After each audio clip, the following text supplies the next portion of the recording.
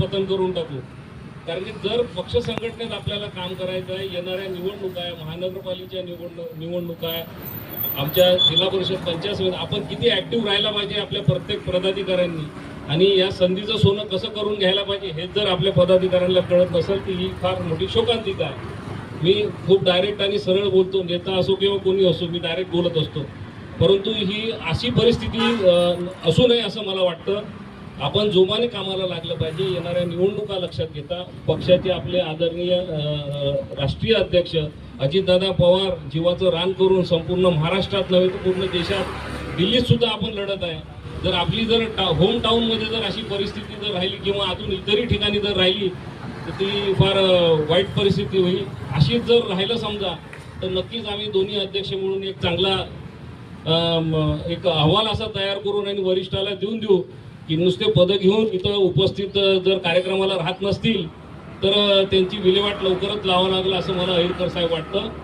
किंवा नेते आले तेव्हाच फक्त आपले तोंड दाखवणे, सेल्फी फोटो काढण्यापुरते राहू नका।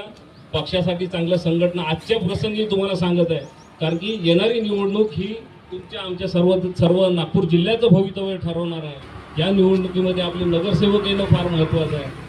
आपण नेहमी आपल्या पक्षाला म्हणतो की आम्हाला पक्षाने काय दिलं, ही गोष्ट वेगळी आहे, परंतु आपण पक्षाला काय दिलं।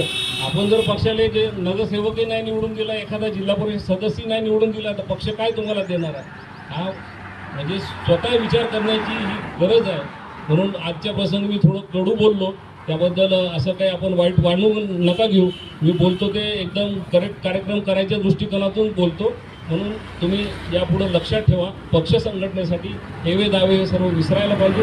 पक्ष संघटनेसाठी आपण तन-मन धनाने कामाला लागायला पाहिजे। अशी परिस्थिती भविष्यात उद्भवू नये असं मला वाटतं। आम्ही सर इथं उपस्थित प्रत्येक कार्यकर्ता पक्षासाठी चांगलं काम करत आहे। अशीच जर आपली घडी पुढं भविष्यात चांगली राहील तर नक्कीच आपण चांगला रिझल्ट आपल्या वरिष्ठ नेत्यांना नागपूर जिल्ह्यातनं देऊ शकू, नागपूर शहरातनं देऊ शकू असं मी आजच्या प्रसंगी सांगतो।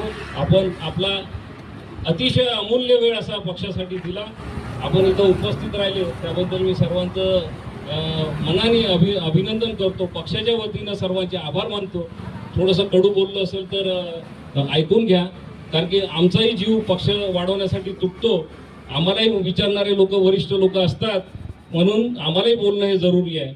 आजच्या प्रसंगी एवढंच बोलतो। आपण सर्व इथं उपस्थित झाला, धन्यवाद। असाच साथ आणि असेच पुढं भविष्यात येणारा आपला रिझल्ट जिल्ह्याचा कसा चांगला दाखवता येईल वरिष्ठांना हे लक्षात ठेवून मी माझ्या शब्दांना विराम देतो। जय हिंद, जय महाराष्ट्र।